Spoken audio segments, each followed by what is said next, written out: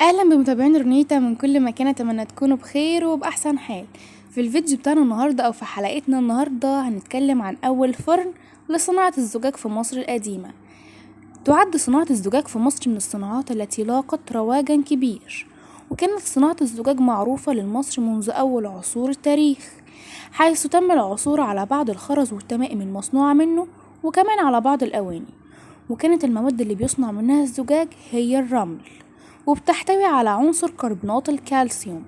وصنع المصريين القدماء الزجاج بخلط المواد دي، وكان بيتم وضعها في جفنات من الخزف وبتسخن تسخين شديد في فرن خاص، إلى أن بتنصهر انصهار كلي، وبتتحد بعض بقى العناصر دي مع بعضها أو المكونات بمعنى أصح، وتصير كتلة الزجاج الناتجة صافية متجانسة.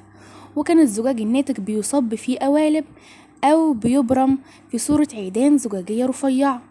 وبرع المصري القديم في تلوين الزجاج، فكان في ألوان متعددة للزجاج. كان هناك الزجاج الأخضر والأصفر والأحمر والأزرق والأسود، وكمان كان هناك الزجاج الشفاف عديم اللون.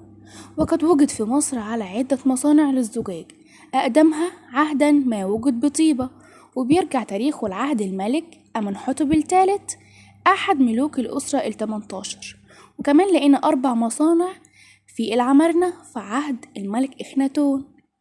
بكده نكون وصلنا لنهاية الفيديو بتاعنا، وبما ان وصلنا لنهاية الفيديو ما ننساش نعمل سبسكرايب للقناة عشان يوصلكوا كل جديد.